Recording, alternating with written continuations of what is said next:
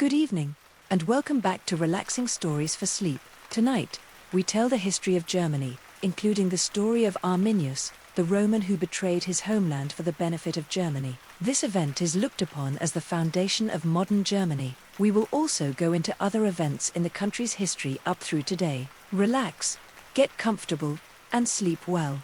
Long before cities rose and kings were crowned, the lands that would one day be called Germany were a patchwork of dense forests, rolling hills, and winding rivers. Tribes of hunter-gatherers roamed the fertile valleys, leaving traces of their lives in tools, burial mounds, and cave paintings. These early people were attuned to the rhythm of the seasons, hunting deer and wild boar, gathering nuts and berries, and forging rudimentary implements from stone and bronze. Archaeologists centuries later would uncover their remnants, and historians would read in them the first whispers of a Germanic identity, even if it had not yet crystallized into a name or nation.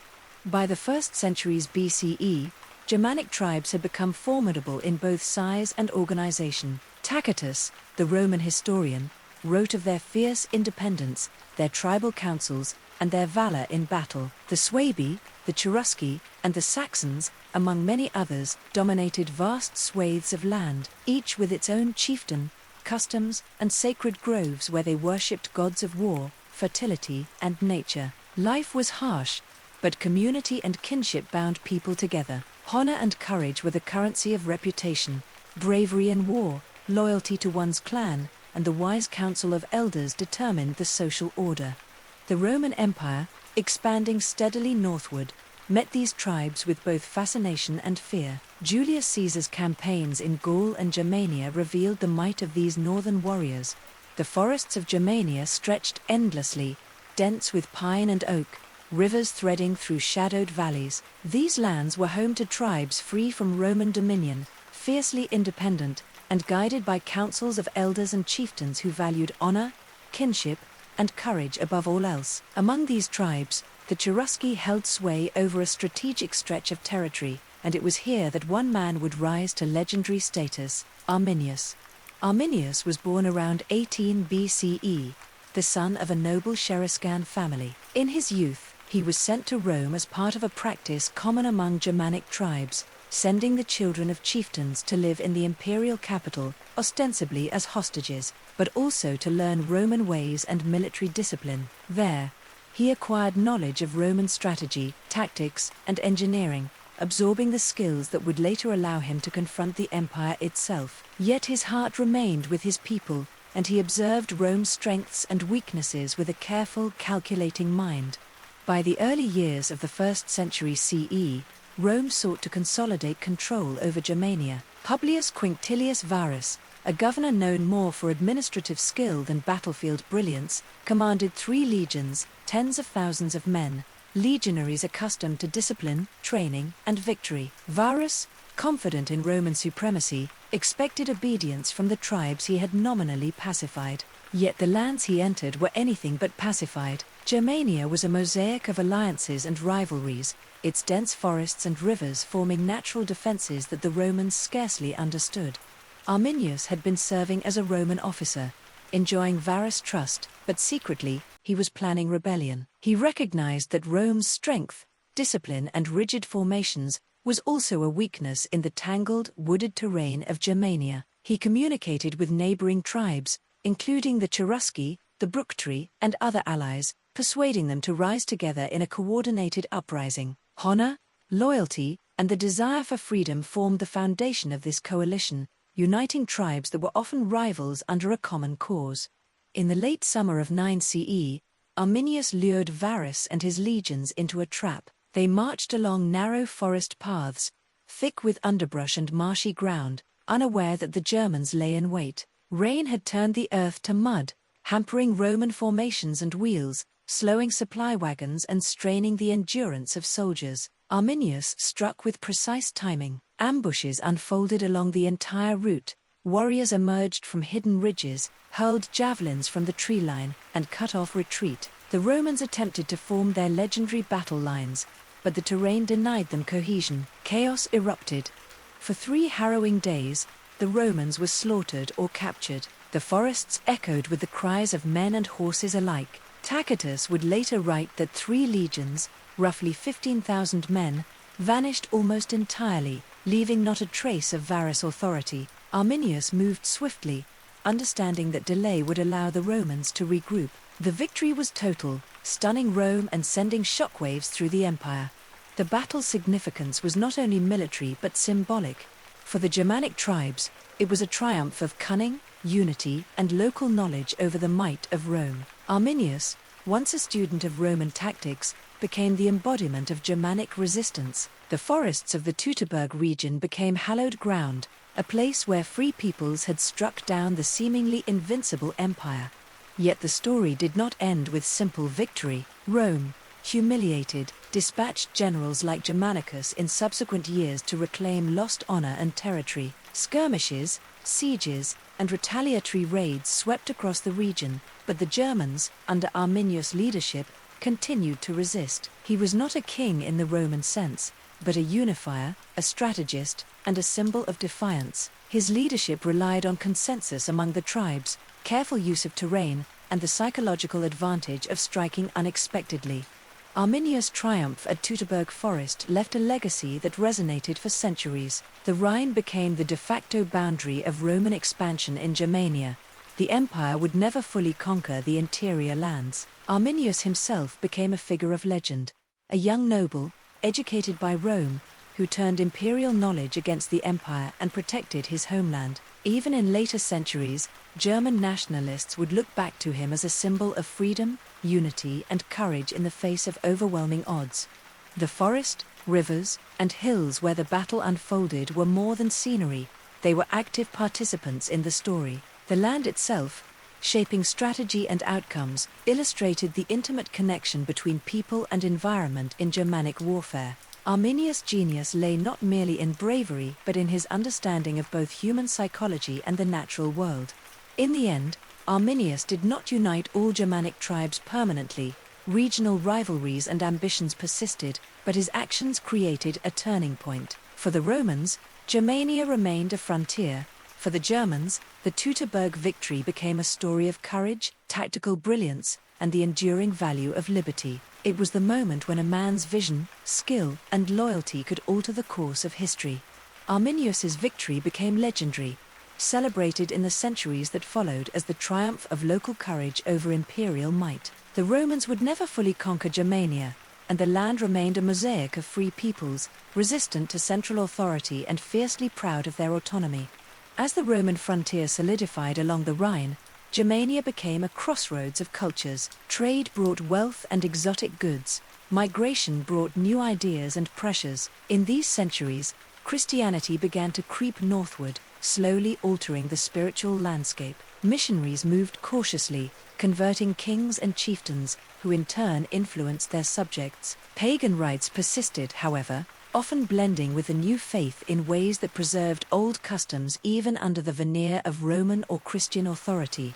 With the fall of the Western Roman Empire in the 5th century CE, the tribes of Germania stepped onto a larger stage. Some migrated, establishing kingdoms elsewhere.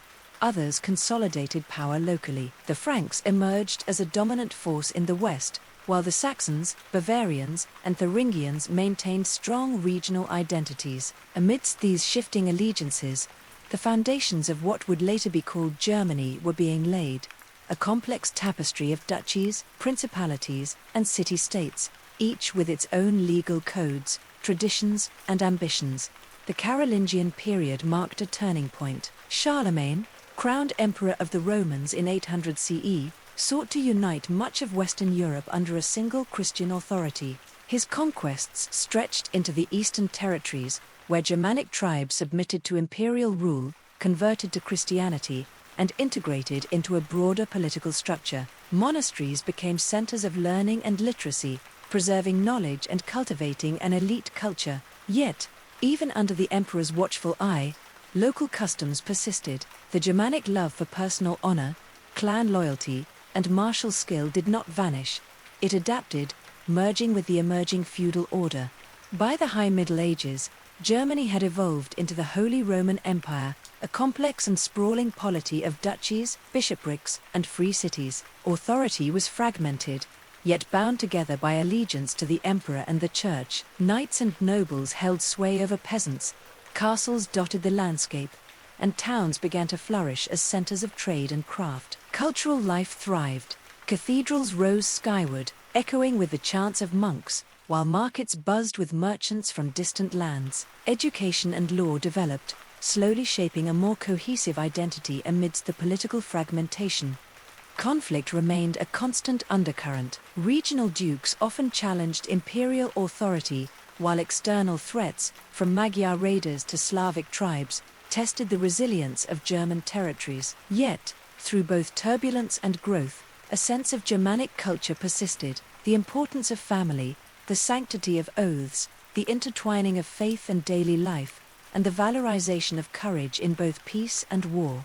The 16th century dawned over the German lands like a restless wind, carrying with it questions of faith, authority, and conscience. The Holy Roman Empire, sprawling and fragmented, contained hundreds of semi-autonomous territories, each governed by princes, bishops, or city councils. Though the emperor nominally ruled, real power was dispersed, creating fertile ground for both innovation and rebellion. Into this intricate political landscape stepped Martin Luther, a monk from Wittenberg, whose theological inquiries would ignite a transformation that shook the continent.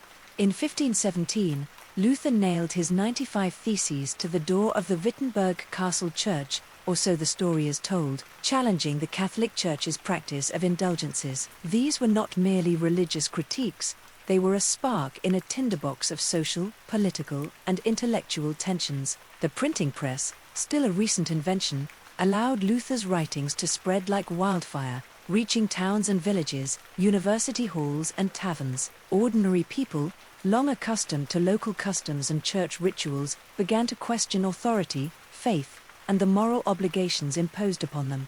The Reformation was more than a religious movement, it was a seismic cultural shift. German princes saw opportunity. By aligning with Luther's ideas, they could assert independence from the emperor and confiscate church lands, consolidating wealth and power. Urban centers, too, embraced reform in varying degrees, creating pockets of Protestant governance amidst a patchwork of faiths. Yet this upheaval also sowed seeds of conflict, as allegiances were contested and the familiar moral and social order was challenged. By the early 17th century, these tensions erupted into one of Europe's most devastating conflicts, the 30 Years' War, 1618 to 1648. What began as a struggle over religious authority became a total war that engulfed Germany. Armies moved like tides across the land, leaving cities in ashes, fields barren, and rivers choked with the dead. Historians estimate that in some regions, up to a third of the population perished. Homesteads were abandoned, trade collapsed, and famine and disease compounded the human suffering. Yet even amidst this horror, the cultural and political landscape of Germany continued to evolve. Smaller principalities gained autonomy as larger powers were weakened. Warfare catalyzed administrative reforms, the growth of mercenary armies, and early forms of centralized taxation. Intellectual life, too, persisted. Universities continued to teach, religious debates flourished, and the arts, though disrupted, did not vanish. The devastation underscored the fragility of human institutions but also the resilience of culture and community. Out of this chaos, certain powers began to rise. Most notably, Prussia, initially a modest duchy in the northeast, transformed itself through disciplined governance and military innovation. The Hohenzollern dynasty, mindful of the lessons from centuries of fragmentation and conflict, emphasized centralized authority, a strong bureaucracy, and a professional army. By the late 17th and early 18th centuries, Prussia emerged as a formidable state, capable of projecting influence far beyond its modest beginnings. Its rise illustrates a central theme in German history: the tension between local autonomy and central power, and the ways in which military, political, and cultural innovations could reshape that balance.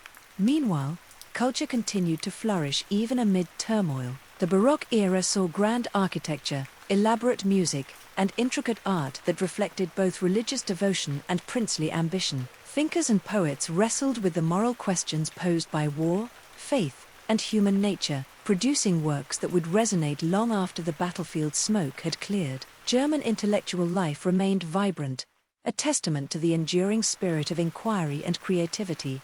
By the early 18th century, Germany was a land of contrasts. Devastated villages stood beside thriving cities, while the emerging Prussian state cast long shadows over smaller principalities. Religion, politics, and military power intertwined in intricate patterns, laying the groundwork for the dramatic transformations of the 19th century. From the ashes of conflict, new identities and allegiances emerged, setting the stage for both unification and modern nationhood. The 19th century arrived in Germany as a period of turbulence and transformation, a time when old structures collided with new ideas. The shadow of Napoleon still lingered over Central Europe, leaving a patchwork of states within the German Confederation, a loose association of kingdoms, duchies, and principalities. National consciousness, previously diffuse and localized, began to stir. Intellectuals, poets, and students debated the meaning of a shared German identity, while philosophers like Hegel and Fichte explored the nature of the nation, freedom, and the human spirit. Amid these currents, economic and technological change accelerated. The Industrial Revolution transformed towns and cities, factories multiplied, railways stitched regions together, and the Rhine and Danube flowed not only with commerce but with ambition. Merchants, artisans, and laborers found themselves caught between the old rural world and the new urban industrial one. Class tensions emerged alongside opportunities, creating both social friction and unprecedented dynamism. Politically, the era was dominated by the figure of Otto von Bismarck, the Prussian statesman whose vision of unification would reshape the German lands. Through a combination of diplomacy, strategic wars, and realpolitik, a pragmatic, sometimes ruthless approach to power, Bismarck pursued a unified German state under Prussian leadership. He understood that national identity could be forged as much by common experience and shared institutions as by cultural or linguistic ties. Otto Eduard Leopold von Bismarck was born on April 1, 1815, in Schönhausen, a modest estate in the Prussian province of Saxony. He hailed from a family of the Junker class, the landed aristocracy that dominated rural Prussia. Bismarck's father, Karl Wilhelm Ferdinand von Bismarck, was a stern, conservative man who valued discipline, loyalty, and the traditional hierarchies of Prussian society. His mother, Wilhelmine Louise Mencken, provided a gentler influence, emphasizing culture, intellect, and social grace. Bismarck grew up during a period of profound upheaval. Europe had just emerged from the Napoleonic Wars, and the Congress of Vienna, 1815, had reshaped the continent, creating the German Confederation, a loose alliance of principalities and kingdoms. The young Otto absorbed from his family a deep sense of duty, loyalty to the monarchy, and the belief in the moral and political authority of the Prussian state. He attended the Friedrich Wilhelm Gymnasium in Berlin, where he showed aptitude in history, philosophy, and law, though he was not an outstanding scholar in the modern sense. Bismarck's education emphasized classical knowledge, military discipline, and rhetoric, tools he would later wield with remarkable skill. After gymnasium, Bismarck enrolled at the University of Göttingen, where he studied law, history, and political philosophy. He was a restless student, more interested in dueling, hunting, and student fraternities than in rigorous scholarship. Yet his time at Göttingen and later at the University of Berlin exposed him to liberal ideas, nationalism, and the tensions between emerging modernity and the entrenched aristocratic order. Bismarck began his political career in the 1840s as a Prussian civil servant, working in provincial administration and later in diplomacy. These formative years coincided with the revolutions of 1848, a wave of liberal, nationalist uprisings across Europe. While much of the continent was swept by demands for constitutional government, Bismarck observed the chaos with cautious pragmatism. Unlike the liberal revolutionaries, he believed in strong, centralized authority and the need for order before freedom. During this period, he married Johanna von Puttkamer, a woman of strong character and aristocratic lineage. Their marriage was both a personal alliance and a social strategy, reinforcing Bismarck's standing among the Prussian elite. Johanna would become a steadfast companion, providing emotional support and counsel throughout his tumultuous career. Bismarck's early diplomatic postings included the Russian court in St. Petersburg and Prussian missions to Paris. These experiences honed his understanding of European power politics, showing him the interplay of military strength, diplomacy, and national ambition. He became convinced that Prussia must lead the unification of Germany, not through liberal idealism, but through realpolitik, the pragmatic pursuit of power and national interest. By 1862, Prussia faced a constitutional crisis. King Wilhelm I wanted to expand and modernize the army, but the Prussian parliament resisted, fearing militarization and autocratic overreach. Many liberal politicians called for compromise or restraint. Bismarck, appointed Minister-President and Foreign Minister of Prussia that year, boldly declared that the great questions of the day will not be decided by speeches and majority resolutions but by iron and blood. This statement encapsulated his philosophy. Political power was achieved through action, strength, and sometimes ruthless pragmatism. Bismarck's tenure is defined by the wars that unified Germany under Prussian leadership. His strategy combined military precision, diplomatic maneuvering, and the careful manipulation of public opinion. Through the involvement in various conflicts, Bismarck demonstrated mastery of statecraft. He understood that wars must be waged with clear objectives, limited risk, and maximum political gain. He combined military strength with media manipulation, alliances, and bureaucratic efficiency, a blueprint for modern realpolitik. As Chancellor, Bismarck faced the challenge of governing a newly unified empire. His domestic policies reflected pragmatism and control. Through Kulturkampf, Bismarck sought to reduce the political influence of the Catholic Church, particularly the Centre Party, in the 1870s. Laws regulating clergy and education reflected his belief in a strong secular state, though the policy met resistance and was eventually moderated. Through social legislation, Bismarck introduced pioneering welfare programs, health insurance, accident insurance, and pensions. These measures were both pragmatic and strategic, undermining support for radical socialist movements while strengthening loyalty to the empire.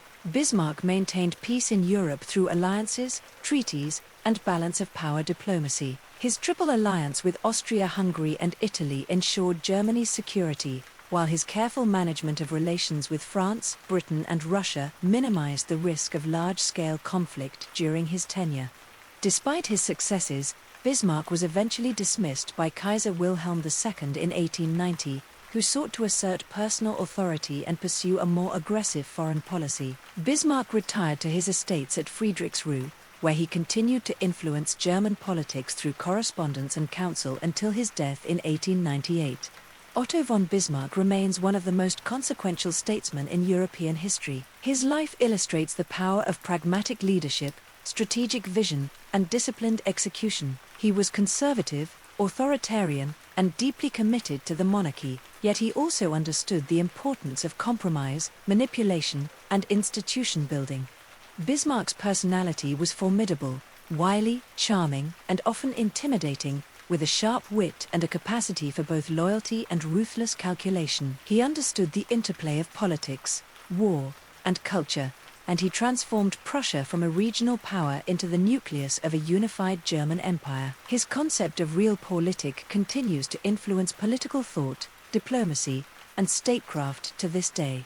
3 wars defined this process. First, the Danish War of 1864 allowed Prussia and Austria to assert control over Schleswig and Holstein, consolidating influence in the north. Next, the Austro-Prussian War of 1866 decisively shifted power toward Prussia, diminishing Austria's role in German affairs and creating the North German Confederation. Finally, the Franco-Prussian War of 1870 to 1871 united southern German states with the north, inflaming patriotic fervor and culminating in the proclamation of the German Empire in the Hall of Mirrors at Versailles. Kaiser Wilhelm I stood crowned, while Bismarck, the architect of unification, quietly guided the machinery of state.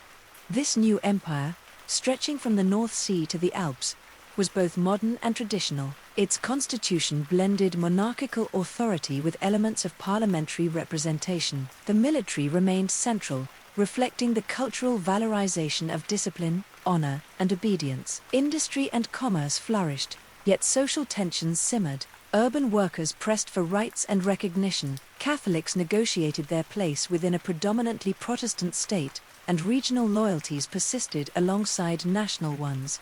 Culturally, the German Empire blossomed. Music, philosophy, literature, and science thrived. Composers such as Wagner and Brahms expanded the expressive boundaries of their art, while thinkers and scientists, from the laboratories of Berlin to the universities of Heidelberg, advanced knowledge that resonated far beyond German borders. Even as industrialization reshaped daily life, Germany became a hub of intellectual, artistic, and technological achievement, balancing modernity with a reverence for tradition.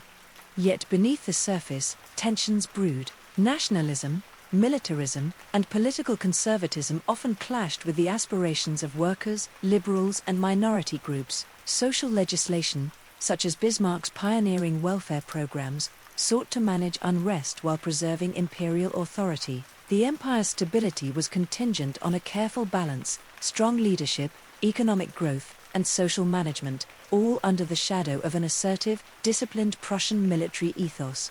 By the close of the 19th century, Germany had transformed from a fragmented collection of principalities into a cohesive empire, a rising industrial power, and a center of culture and thought. Yet this newfound unity brought new pressures and responsibilities. The empire's leaders and people faced questions that would shape the 20th century: how to manage internal diversity, navigate international competition, and reconcile rapid modernization with enduring traditions. The 20th century began with a Germany both confident and restless. The newly unified empire had grown into an industrial and military power, but beneath the surface, tensions simmered. Political factions debated the limits of authority, workers demanded rights, and social change pressed against traditional hierarchies. By the outbreak of World War I in 1914, Germany was entwined in a web of alliances, national ambitions, and imperial competition. The war was a crucible unlike any before it. Soldiers marched from the Rhineland to the fields of France and the forests of East Prussia, their courage and endurance tested to extremes. Trench warfare, machine guns, and artillery brought devastation on a scale previously unimaginable. Civilians at home endured shortages, rationing, and the psychological toll of total war. Yet amidst the suffering, national pride and duty inspired countless acts of heroism, while ordinary Germans struggled to sustain communities torn apart by conflict. By 1918, the empire collapsed under the weight of military defeat, economic strain, and social unrest. The Weimar Republic emerged from the ruins, a fragile democracy in a landscape scarred by revolution, hyperinflation, and political extremism. Artists, writers, and intellectuals flourished in cities like Berlin, creating a vibrant culture that pushed boundaries and challenged conventions. Yet political violence, economic instability, and resentment over the Treaty of Versailles made the Republic vulnerable. Extremist parties, promising restoration of pride and stability, gained traction. Into this turbulent era came Adolf Hitler and the Nazi Party. Exploiting economic despair, nationalist fervor, and anti-Semitic propaganda, they rose to power in 1933. Hitler's regime swiftly consolidated authority, dismantled democratic institutions, and imposed a totalitarian state. The cultural and social landscape was transformed.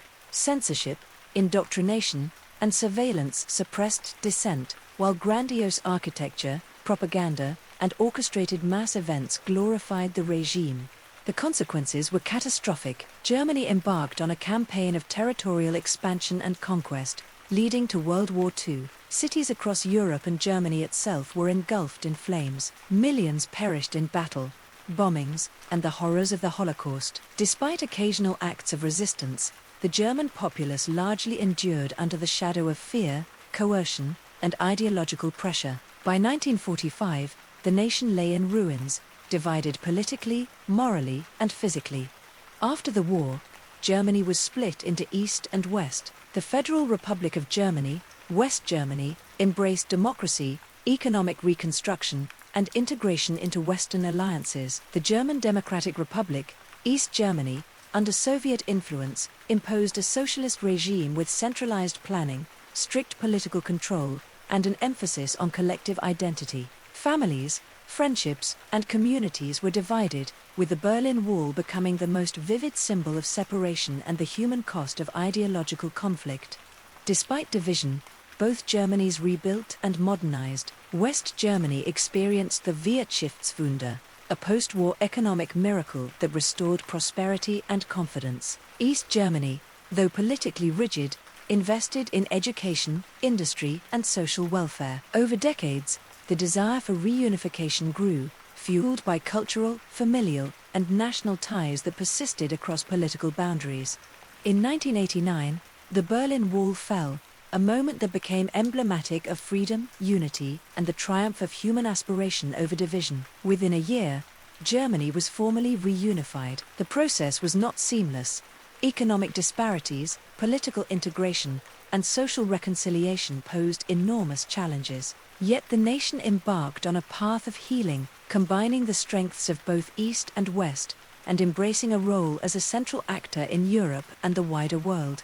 Today, Germany stands as a testament to resilience, adaptability, and cultural vitality. Its history, ancient tribal roots, medieval fragmentation, unification, conflict, division, and reunification, is a tapestry of triumph and tragedy. The German people have navigated conquest, devastation, ideological extremism, and political transformation, emerging as a modern democracy, economic powerhouse, and center of cultural and intellectual life. The lessons of history, the interplay of leadership, social cohesion, moral responsibility, and human ingenuity, resonate across generations, informing contemporary debates and guiding future aspirations.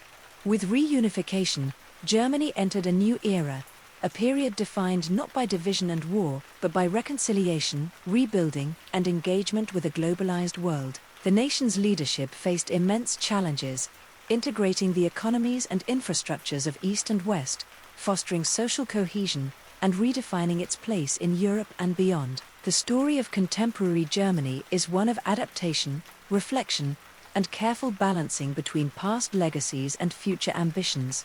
The 1990s were a decade of transformation. Cities like Berlin, once divided, became symbols of national renewal. Skyscrapers rose beside historic monuments, the scars of past conflicts gradually giving way to urban revitalization. Economically, Germany invested heavily in modernizing the former East, creating jobs, rebuilding industry, and fostering innovation. Yet these efforts were accompanied by social tensions, unemployment, regional disparities, and differing expectations challenged policymakers, highlighting the complexities of merging two distinct societies.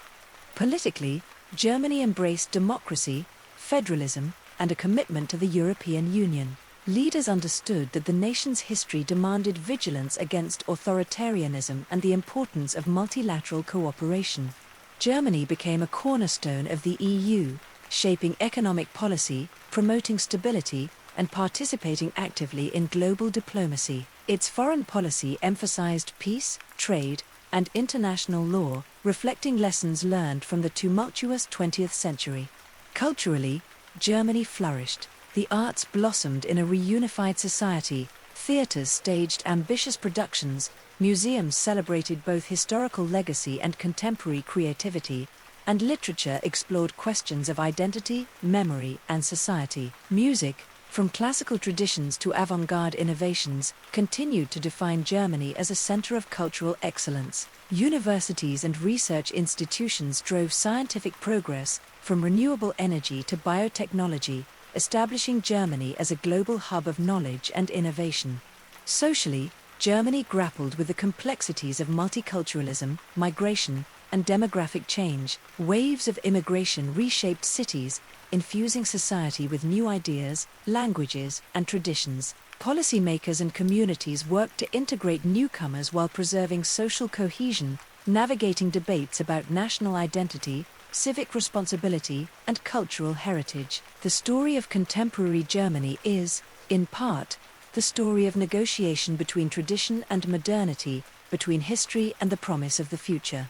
Environmental awareness and sustainability became defining features of the national agenda. Germany emerged as a leader in renewable energy, technological innovation, and environmental policy, demonstrating a commitment to global stewardship and long-term planning. These efforts reflect a broader cultural value, the importance of foresight, responsibility, and collective action in shaping the nation's trajectory.